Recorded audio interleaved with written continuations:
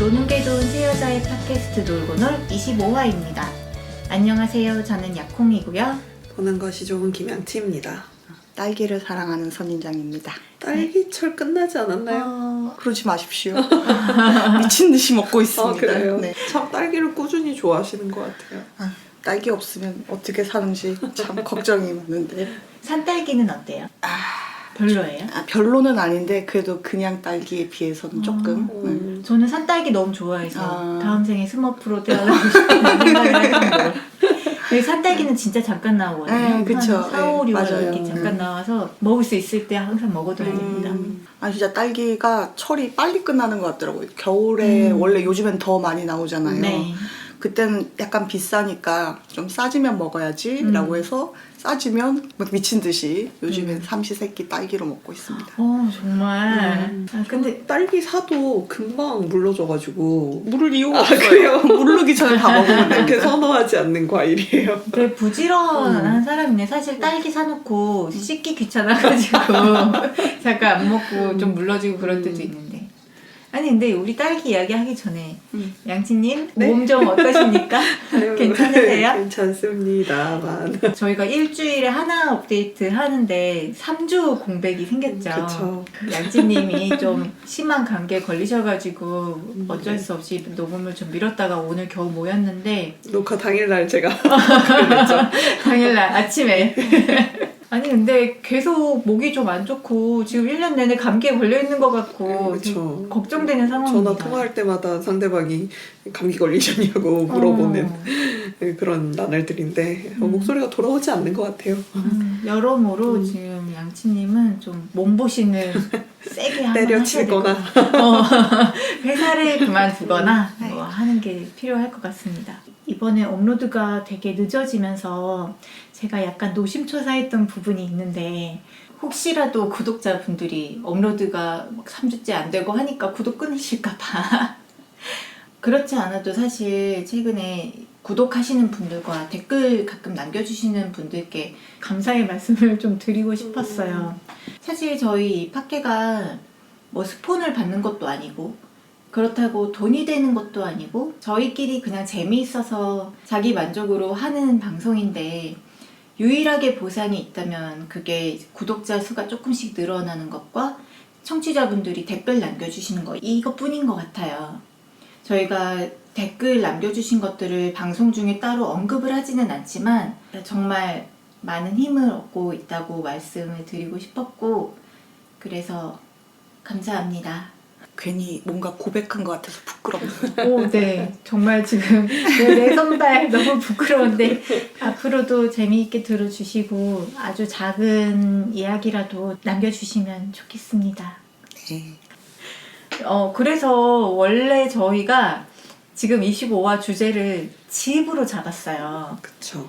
이 집이 왜 나왔냐. 사회적 거리두기를 해야 해서 집에 이제 머무는 시간이 많아져서 그럼 이번에 한번 집을 주제로 해볼까? 라고 했는데 이제 사회적 거리두기도 곧 끝나고 슬슬 끝나가는. 네, 자가격리 하시는 분들도 많이 줄어든 시점이어서 살짝 늦은 감이 있긴 그쵸. 합니다. 타이밍이 살짝. 네. 하지만 뭐 저희 언제나 집에서 살고 있으니까 저는 사회적 거리두기를 해도 일상생활이 크게 변하지 않더라고요. 그래 이 이야기 난 좀 해보고 싶었어. 사회적 거리두기를 하고 나서 진짜 아싸와 가짜 아싸가 찐과 짭의 차이가 벌어졌다. 네. 진짜? 이게 밝혀졌거든요. 네. 자, 나는 알고 보니 인싸였다 이런 분 있으신가요? 저는 찐아싸. 찐이 인싸는 어땠는데? 그러니까 아싸인 척 한 사람이었지만 알고 보니 이제 사회적 거리두기가 시작되면서 너무 답답했던 거죠. 집에 있어야 되는 거를 되게 힘들어하고 막 사람들을 못 만나는 걸 답답해하는 그런 사람들이 그래서 달고나를 이렇게 만들고 있고 달고나를 왜 달고나 만들어? 커피, 달고나 커피 엄청 유행했잖아요. 왜요? 진짜 나 지금 또 뉴스 안 봐서 뭔데? 아니 사람들이 집에서 이제 할 거 없으니까 달고나 커피를 어떻게 만들어야 되냐면 믹스 달고나. 커피 가루를 우유를 좀 타나요? 하면서 엄청 저어요. 400번을 저어야 된다고.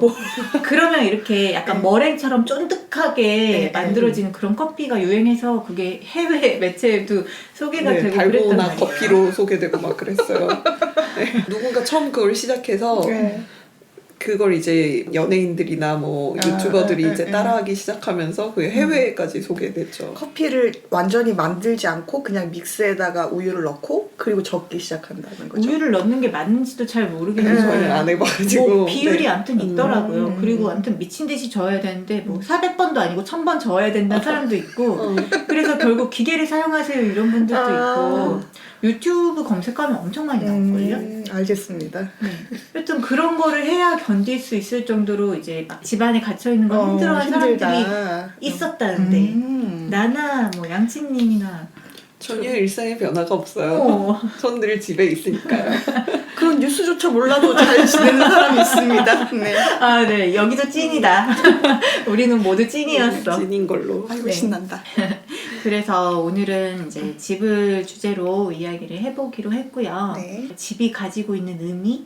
그런 거에 대해서도 저는 조금 궁금한데 나에게 집이란? 저에게 집이란 10대 때부터의 꿈? 저는 이제 어렸을 때 막 친구들이 나는 커서 무슨 차를 갖고 싶어 뭐 이런 할 때 난 집이 갖고 싶어라고 근데 어렸을 때부터 꾸준히 되게 집을 갖고 싶어 했었거든요. 오, 신기하다. 가정이 있음에도 네. 나만의 그쵸. 그런- 되게 집이 갖고 싶었고 집을 동경하고 막 이랬었는데 그게 어느 순간 사라졌어요. 못 살 걸 알거든. 그런가? 예전에는 나의 집이 꼭 갖고 싶다라는 생각이 있었는데 네. 되게 20대 때 이사를 많이 다녔었잖아요. 네. 근데 그러면서 오히려 집에 대한 욕심이 사라지고 그냥 호텔 같은 데서 이런 데서 살았으면 좋겠다라고 조금 생각이 그거 항상 엄청 변하더라고요. 매우 있는 네. 거 아니에요? 약간 그게 있었던 것 같아요. 20대부터 혼자 살기 시작하면서 집안일을 해야 되잖아요. 살림. 그게 너무 싫어서 집에 대한 욕망 자체도 좀 옅어지는. 아, 그 자율 운행이 개발됨과 동시에 모든 가사 도우미 로봇이 생길 거예요. 네. 언제쯤 올까요, 정말? 잘 모르겠는데 언젠간 오지 않을까요? 그 힘들 것 같아요. 그런 말 막 하잖아요. 야, 빨래 세탁기가 해주는데 뭐가 힘들어? 근데 그 빨래 분류해가지고 언제 넣어서 언제 돌리고 말리고 이거를 그쵸. 결정하는 그 관리자의 마음 이것까지 대신해주는 사람이 있기가 맞아요. 되게 힘드니까 신경을 아예 안 쓰고 싶다고요. 네. 아니 나는 최근에 살림이라는 게 이 조별 과제나 어떤 큰 프로젝트라는 생각이 들었어요. 조별 과제. 살림을 관장하는 사람, 프로젝트 매니저 같은 사람이 있어야 돼요. 근데 그 매니저급이 항상 제일 힘들고 그쵸. 돈 제일 많이 받아야 되는 거 알죠?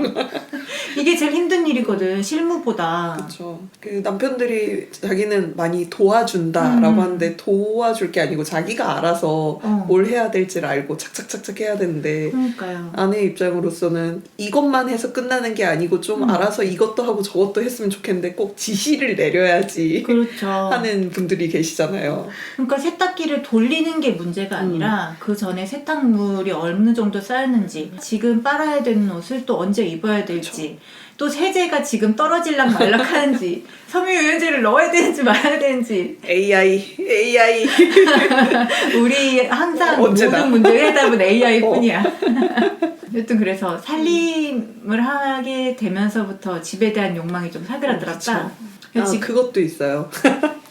이거는 조금 웃긴데 어렸을 때 그래서 되게 저는 정말 좋은 집 커다란 집에서 살고 싶어요 이렇게 기도도 하고 그랬었거든요. 어렸을 진짜 때, 찐이네. 어렸을 때. 근데 대학교 때 그때는 아직은 종교가 있었을 때여서 미사를 가면은 신부님한테 이제 강연을 들었는데 그 수도회 소속 신부님이셨거든요. 근데 저랑 같은 소망을 갖고 계셨더라고요. 오. 그래서 어렸을 때 진짜 좋은 집에 살고 싶고 큰 집에 살고 싶었다. 그래서 하느님 정말 좋은 집, 큰 집에서 살고 있게 해주세요. 라고 했더니 큰 성당? 큰 수도원에서 어머. 살게 됐더라. 이런 이야기를 하시는 걸 보고 저도 기도를 물론 그때는 기도를 하지 않았던 시점이었지만 진작에 그만두길 잘했다. 삐끗하면은 뭔가 다른 큰 집에서 살 뻔했구나. 아니 신이 무슨 그 이야기에 나오는 요정도 아니고 그러니까요. 대충 조건에 맞춰서 근데 그런 이야기를 들었어요. 기도를 할 때는 정말 구체적으로 디테일하게. 디테일하게 기도를 해야 된다라는 게 기도 쪽에서도 들었고 그 뭐 자기계발서 이런 네. 거에서 위시리스트를 쓸 읽을 때 네. 그때 정말 구체적으로 자기 상상을 명확하게 만들어야지 자기의 행동도 뭐 그쪽으로 가고 뭐 일도 그렇게 진행된다라는 이야기를 들었는데 하느님께서도 그러실 줄이야. 속물적으로 보일지라도 굉장히 디테일하게. 강남의 몇 평 이상의 신축 건물 이런 식으로 구체적으로. 그냥 큰 집 뭐 이러다 진짜 감옥 같은 큰 집 뭐 이런 거 될 수도 있고. 오늘의 교훈. 구체적으로 상상합시다. 저의 집은 그랬습니다만 여러분은. 그러면 선인장님에게 집이란? 저는 이렇게 콩님 집에서 지금 녹음하잖아요. 네. 그리고 이제 가끔씩 양치님 집에 이제 놀러 가기도 하고 한데 집안이 되게 제가 생각했을 땐 깨끗해요. 네. 그러니까 그 말은 뒤집어서 말하면 저는 집안일을 안 하거든요. 아, 아까 섬유유연제를 언제 살 것이며 깜짝 놀랐어요. 그냥 쓰다가 떨어지면 필요하면 사는 거 아닌가? 없네? 하면 그때 사는 겁니까? 좀 머리카락이 많이 굴러다니네 하면 이제 청소 좀 하는 거고. 공기가 좀 텁텁하네 하면 이제 환기도 좀 해보는 거고 뭐 이런데 집이라는 게 원래는 아늑한 내 울타리 이런 느낌인데 지금은 거의 재테크의 수단과 목적이자 네. 완성점이 되는 그런 게 되니까 조금 집에 대한 의미가 재물적인 게 아니더라도 좀 퇴색하는 것 같아요. 그냥 내가 살기 좋은 공간으로 집을 보는 게 아니라 이게 가격이 나중에 올라서 팔 수 있느냐 없느냐를 너무 많이 생각하게 되는 것 같아요. 저도 약간 양치님처럼 어렸을 때부터 내 집을 갖고 싶다는 생각을 했는데 그게 집에 대한 소유보다는 저는 혼자 살고 싶다는 생각이 너무 강했어요. 그래서 항상 그냥 혼자 살면서 아무 때나 밤늦게 그냥 집 앞에 편의점도 좀 왔다 갔다 할 수 있고 밤늦게 음악을 틀어놓을 수도 있고 그런 거에 대한 공간.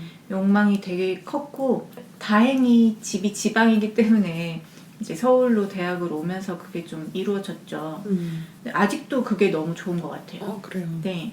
가끔 고향 집에 내려가면 뭐 가족들 있고 아무래도 또 가족들이 있다 보면 먹는 걸 좀 제대로 먹잖아요. 혼자 있을 때보다. 뭐 그런 점에서 되게 좋다는 느낌이 있음에도 불구하고 어느 순간 이제 좀 혼자 있고 싶다. 누굴 신경 쓸 필요 없는 내 공간에서 그냥 음악 틀어놓고 내 책들 가까이에 있는 그런 공간에서 편하게 쉬고 싶다는 생각이 항상 있어요. 혼자만의 공간은 진짜 필요한 것 같아요. 네. 결혼한 친구들도 항상 자기만의 공간이나 시간이 좀 필요하다는 말을 하는 것처럼 그런 게 좀 필요하고 저는 이제 지금 혼자 사니까 집에서 그거를 위안을 좀 많이 얻는다고 해야 되나? 그래서 저도 코로나 때문에 뭐 사회적 거리두기를 했지만 1도 영향을 받지 않고 집안에 있는 게 너무 좋았던 사람입니다. 집안에서 뭐들 하셨나요? 저 당연히 아시잖아요. 뭐 했을지. 게임하고. 2-3주 동안은 좀 이따가 이야기할 주제에 계속 엮여가지고 그 관련된 거 영화나 책이나 이렇게 봤었어요. 양치님은 뭐 봤겠지? 네, 봤죠. 드라마 봤어요. 이거는 약간 근황 토크로 할까 말까 망설였었는데 얼마 전에 한국 장르물 레전드 뭐 이런 글을 봤거든요. 거기에 소개됐던 드라마가 시그널, 비밀의 숲, 라이프 온 마스, 그리고 왓처를 이렇게 4개를 꼽더라고요. 왓처 뭐죠?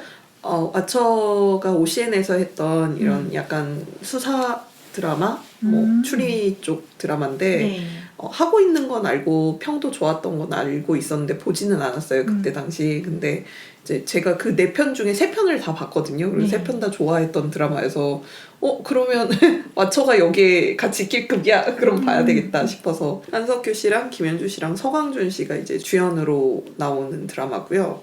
경찰 내부의 비리를 수사하는 비리수사대 이야기고 서광준 씨는 이제 순경이었었는데 어쩌다가 이제 거기에 합류하게 됐고 한석규 씨는 되게 유능한 엘리트 출신이었는데 모종의 사건으로 조금 이제 출세길은 막히고 이제 이거나 해라라고 해서 비리수사대를 맡게 됐고 그리고 김현주 씨는 검사였다가 어떤 사건을 겪고 나서 이제 변호사로 활동 중인데 본인의 목적이 있어서 이제 비리수사대에 고문으로 합류하게 되면서 이제 비리수사를 하면서 그 3사람이 얽힌 과거의 사건이 있어요. 그래서 그 사건의 진범이 누구였는지 그리고 그 사건과 연관해서 지금 일어나고 있는 어떤 사건들을 파헤치는 그런 내용인데 일단은 연기들을 너무 잘해주고 계시고요. 한석규 씨가 연기를 진짜 잘하더라고요. 뭐 뭔가- 연기로 깔수록 그쵸. 네. 뭔가 그 한석규 씨 연기를 되게 오랜만에 본 것 같아요. 그래서 약간은 배우분 특유의 이렇게 약간 쪼가 있잖아요. 그래서 그게 있어서 저는 그렇게 선호하는 연기 스타일은 아니었다라고 생각을 했는데 오랜만에 보니까 정말 연기를 잘해가지고 정말 감탄하면서 이야 이러면서 한석규 씨 연기 잘하네 이러면서 되게 뻔한 말을 당연한 말을 계속 읊조리면서 봤어요. 그 정도로. 네. 엘리트인데 피곤에 쩔면서도 그러면서 약간 광기가 있으면서 뭐 그런 부분들을 연기를 되게 잘해주셨고 과거 모습이 잠깐 나오거든요. 네. 근데 아니 젊음까지 연기하네 저 배우는 뭐 이런 생각이 들 정도로 톤이 확 달라지더라고요. 그래서 지금의 모습과 그러면서 정말 연기를 잘하는 배우였구나라고 새삼 깨달았고 뭐 김현주 씨는 제가 받은 것 없이 계속 좋아하고 있는 그런 배우인데 송강준 씨도 되게 젊은 배우고 마스크는 익숙한데 딱히 연기적으로 기억나는 부분은 없었는데 여기 와서는 뭐 김현주 씨나 한석규 씨에 밀리지 않고 본인의 역할을 소화를 해내더라고요. 그래서 주연급 배우들의 연기도 좋았고 조연들도 굉장히 탄탄한 연기를 보여주셔서 연기 보는 재미가 있고요. 연출이 비밀의 숲 연출이라고 알고 있는데 연출이나 음향도 굉장히 훌륭했었고 하나 조금 아쉬웠던 게 스토리 라인은 좋은데 약간 루즈한 감이 있어요. 이게 조금 더 타이트하게 쪼였으면 좋지 않았을까라는 생각이 드는 게 초반하고 결말 부분은 되게 재밌게 봤거든요. 근데 중반 부분에서 계속 저 장부 이야기로 몇 화를 끌려고 해 싶은 순간이 있었어요. 그래서 계속 볼까 말까 이렇게 망설이는 부분이 있어서 그런 부분들을 조금 잘라내고 이야기를 좀 압축했으면 좋지 않았을까 하는 아쉬움은 있는데 결말이 상당히 마음에 들어서 결말이 아쉬운 부분들이 좀 있잖아요. 시그널도 저는 결말은 별로 안 좋았었거든요. 근데 결말이 만족스러워서 시즌2가 나와도 괜찮겠다 싶은 드라마였어요. 그게 언제 나온 드라마죠? 네, 작년 7, 8월에 방영됐었어요. 그렇군요. 네. 아니 근데 엘리트의 피곤에 좀 찌들어 있으면서도 광기가 약간 있는 그 세종대왕 아니에요? 한석규 씨가 그런가요? 세종대왕도 하지 않았나요? 그렇죠. 뿌리 깊은 나무에서. 뿌리 깊은 나무도 하셨고 최근에 천문이란 영화에서 세종역을 또 하셨죠. 아 그래요? 그런 네. 영화가 있었어요? 최민식 배우가 장영실 역을 했고 그건 보진 않았었는데 참 어울리는 것 같아요 좀. 네. 그리고 무엇보다 여러분한테 추천드리고 싶은 거는 여성 캐릭터 쓰임이 되게 좋아요. 아 그래요? 네, 그래서 이렇게 여성 배우가 많이 출연하지는 않는데 주로 출연했던 3명의 배우가 이제 김현주 씨로 주연으로 나왔고 그리고 스토브리그에서 홍보팀장님 있으셨잖아요. 네네네. 그 팀장님이 여기서 그 경찰청장으로 나오시거든요. 이분은 다른 드라마에서 전혀 본 적이 없다는 생각을 했었는데 거기 나오셨구나. 네, 그래서 최연소 여성청장으로 이제 뭐 SNS 인플루언서로 유명하면서 근데 이 역할이 선하지도 악하지도 않으면서 되게 모호한 느낌을 줘요. 우리 편인가? 아닌가? 뭐 이러면서 되게 권력욕도 있으면서 이런 역할이거든요. 그런 캐릭터인가요? 예, 약간 속물적인 느낌이 나면서도 우리를 좀 지지해 주는 것 같기도 하면서도 또 아닌가?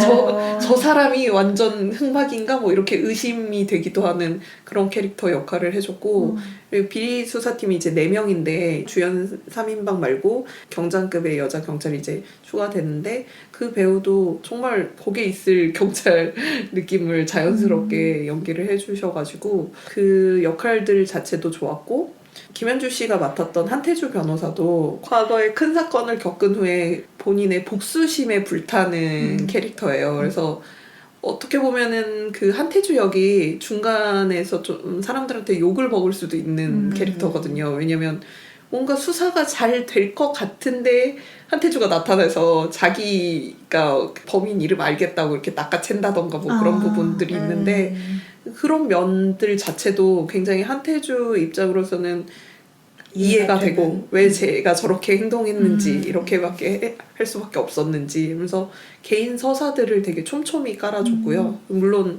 한태주 변호사 말고 한석규 씨가 연기했던 경찰이나 성황준 씨가 연기했던 영군이라는 캐릭터도 개인 서사들을 되게 촘촘하게 깔아줘서 아 쟤는 저런 행동을 할 수밖에 없겠다. 왜 저 둘이 지금 갈등을 하고 있겠다. 뭐 이런 게 다 이해가 돼요. 그래서 그 4명 비리수사대 4명이 사람들이 이제 저는 이렇게 나중에 보면서 그때 사람들이 달렸던 불판 나중에 검색하면서 이렇게 같이 보면서 봤거든요. 근데 사람들이 이제 제발 저 4명 회식 좀 해줬으면 좋겠다.